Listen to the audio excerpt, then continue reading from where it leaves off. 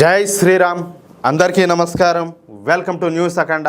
నేను మీ కస్తూరి శ్రీధర్. మిత్రులారా, ఈ న్యూస్ తెలుసుకునే ముందు మనం నక్క వినయాల గురించి తెలుసుకోవాలి. ఇదేంద్రా స్వామి నువ్వు న్యూస్ గురించి చెప్పండి, ఈ నక్క వినయాలు అంటావు ఏంది, నీకు మైండ్ ఏమైనా పని చేస్తుందా లేదని చెప్పి మీరు అనుకోవచ్చు. దానికి దీనికి లింక్ ఉన్నది, కొంచెం ఓపిక పట్టండి, ఓకేనా? ఎందుకంటే చెప్పే కదా, ఈ వార్తకు ఆ పదానికి అంతటి సంబంధం అయితే ఉండదన్నమాట. ఇక్కడ నక్క వినయాలు అంటే కపట వినయం లేదా మోసపూరితమైనటువంటి వినయం అని చెప్పేసి అర్థం అన్నమాట. నక్కలు వాటి ఆహారం కోసం ఎలాగైతే సాధు జంతువుల్లాగా నటిస్తాయో అలాగే కొంతమంది స్వార్థం కోసం పైకేమో వినయంగా ఉంటా, లోపల మాత్రం కుతంత్రాలన్నీ కూడా ఆలోచన చేస్తూ ఉంటారు. దీనినే కపట నాటకం అంటారన్నమాట. అంటే లేని ప్రేమని అలాగే లేనటువంటి మంచిని ఉన్నట్లుగా నటించి అవతల వాళ్ళను దెబ్బతీయడం. ప్రస్తుతం ఈ నక్క వినయాలు అలాగే ఈ కపట నాటకాలు ఏ దేశానికైనా సరిగ్గా సరిపోతాయా అంటే అది 100% పాకిస్తాన్కి అయితే భలే సరిపోతాయన్నమాట.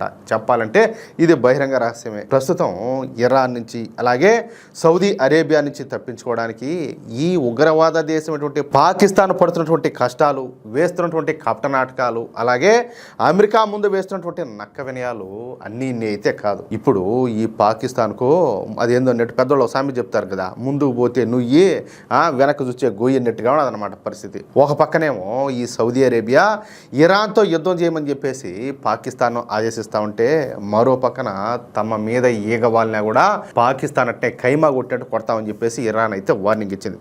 అంటే వీళ్ళిద్దరూ సౌదీ అరేబియా పాకిస్తాన్ కాదు ఒక ఒప్పందం చేసుకున్నారు కదా, మీ మీద దాడి చేస్తే మా మీద చేసినట్టు, మా మీద జరిగితే మీ మీద జరిగినట్టు అని చెప్పేసి ఇప్పుడు సౌదీ అరేబియాను వీళ్ళు సాగు కొడతారు. మరి ఇరాన్ వాళ్ళు నువ్వేం చేస్తున్నావు, వాడి మీద ఆల్రెడీ దాడి జరుగుతుంది, ఆడ నువ్వేం చేస్తున్నావు అంటాలే. మరి పోయినావు నువ్వు ఇరాన్ మీదకే పోలా కదా అంటే ఇక్కడ డబల్ గేమ్ అనమాట. దీంతో బెదిరించినటువంటి పాకిస్తాను ఒక్కసారిగా సైలెంట్ అయిపోయింది. వాళ్ళు కొట్టుకొని వచ్చారులే మనకెందుకు లేని చెప్పేసి మనం ఇట్లా డ్రామా చేస్తా ఉందని చెప్పేసి నోరు మూసుకొని సైలెంట్గా మూల కూర్చునింది అనమాట. అయితే పాకిస్తాన్లో ఈ చమురు నిల్వలు లేకుండా పోయినాయి, పెట్రోలు డీజిల్ నిల్వలో ఖాళీ అయిపోయినాయి. ప్రజలు ఏ విధంగా చచ్చినా కూడా కనీసం ఈ పాకిస్తాన్ ఆర్మీకైనా ఈ పెట్రోల్ డీజిల్ కావాలి కదా. అంటే వాళ్ళ దృష్టిలో ప్రజలకు పెద్ద వాల్యూలే, అందుకని చెప్పి నేను ఈ విధంగా చెప్తున్నా. కానీ పాకిస్తాన్కు ముడి చమురు వచ్చేటటువంటి ఈ హోర్ముజ్ జలసంధిని ఇరాన్ అయితే మూసేసింది. ఇక ఇరాన్ను బెదిరించి ఆయిల్ తెచ్చుకునే ధైర్యం ఈ పాకిస్తాన్కు లేదు. అన్సీను అది వెళ్ళక ఏ మాత్రం కూడా లేదు. అయితే నక్కకు 4 ఉపాయాలు అన్నట్లుగా ఈ పాకిస్తాన్ కూడా పెట్రోల్ కోసం మరొక కొత్త ఉపాయాన్ని అయితే ఆలోచన చేసింది. అటు ఇరాన్ కానీ ఇటు అమెరికా కానీ అడగక ముందే ఇదేదో తగుదనమ్మా అన్నట్టుగా ఈ ఇరాన్ యుద్ధంలో మధ్యవర్తిత్వం చేస్తానని చెప్పేసి ఈ పాకిస్తాన్ బహిరంగ ప్రకటన చేసింది. నిజంగా వీళ్ళకి అంత సీన్ ఉందా? మధ్యవర్తిత్వం చేసిన సీన్ ఈ పాకిస్తాన్ వాళ్ళక చూడండి. కనీసం ఊహించుకోవడానికైనా కూడా ఒక ఉండాలి కదా, రేంజ్ ఉండాలి కదా.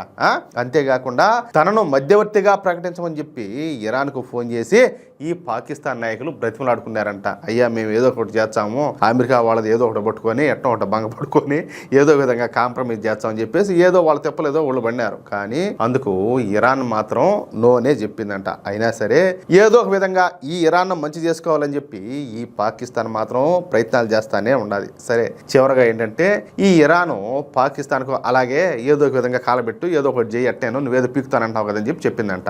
అంటే పాకిస్తాన్ బ్రోకరిజం చేయడానికి ఇరాన్ అయితే సూత్రప్రాయంగా అంగీకరించింది. ఇక పాకిస్తాన్కు అబ్బా ఏంలే ఒక 1000 ఏనుగులు బలం వచ్చినట్టు అయిపోయింది.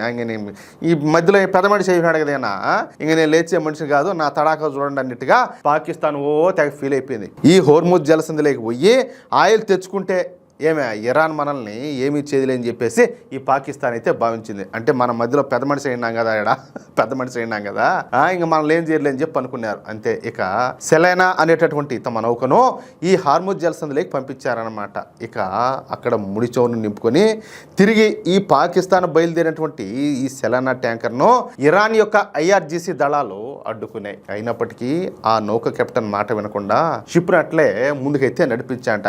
మేము పాకిస్తాన్ రా ఏమైతే అన్నట్టుగా. అంతే. ఇక ఈ ఇరాను పాకిస్తాన్ నౌకకు కఠినమైనటువంటి వార్నింగ్ అయితే ఇచ్చింది. మర్యాదగా వెనక్కొచ్చారా లేకపోతే మీ నౌకను పేల్చేయమంటారా? ఇది చెప్పండి, ఒక మాట చెప్పండి. 10 నిమిషాల్లో మీరు కనుక నౌకను ఆపేయకపోతే 11వ నిమిషంలో మీతో సహా నౌక మొత్తాన్ని కూడా తగలబెడతామని చెప్పేసి ఈ ఇరాన్కు చెందినటువంటి రెవల్యూషనరీ గార్డ్స్ ఈ పాకిస్తాన్ నౌకా సిబ్బందికి ఒక మాస్ వార్నింగ్ అయితే ఇచ్చారంట.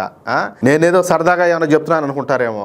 ఈ విషయాన్ని Islamic revolutionary guard corps navy commander అయినటువంటి అలీ రెజా తంగ్సిరి కన్ఫర్మ్ చేశాడు. ఇది నేను చెప్పేది కాదు ఈ మాట. పాకిస్తాన్కు వెళ్లాల్సినటువంటి ఈ నౌకకు అసలు ఈ హోర్ముజ్ జలసంధిలోకి ప్రవేశించేటటువంటి అనుమతి లేదని చెప్పేసి ఆయన స్పష్టం చేశాడు.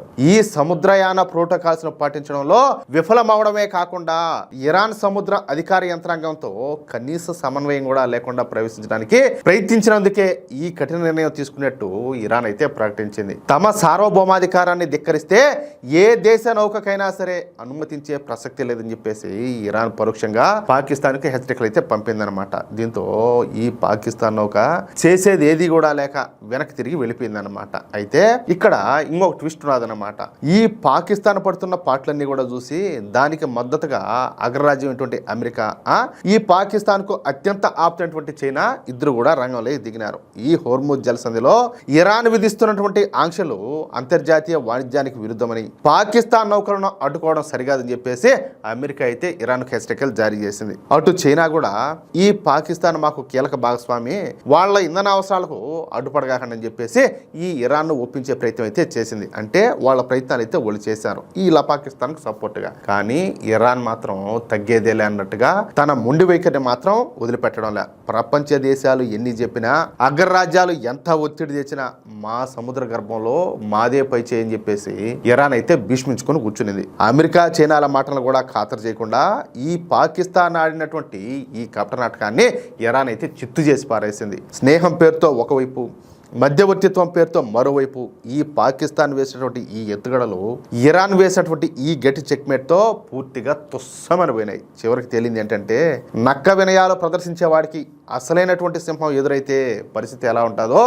ఇరాన్ చేతిలో పాకిస్తాన్కి ఎదిరినటువంటి ఈ పరాభవం చూస్తే క్లియర్ కట్గా అర్థమైపోతుంది. అదే విషయం మిత్రులారా. ఇరాన్ వేసినటువంటి ప్లాను, పాకిస్తాన్ ఆడినటువంటి ఈ నక్క వినయాలు ఏ విధంగా చూసుకున్నాయో చూశారు కదా.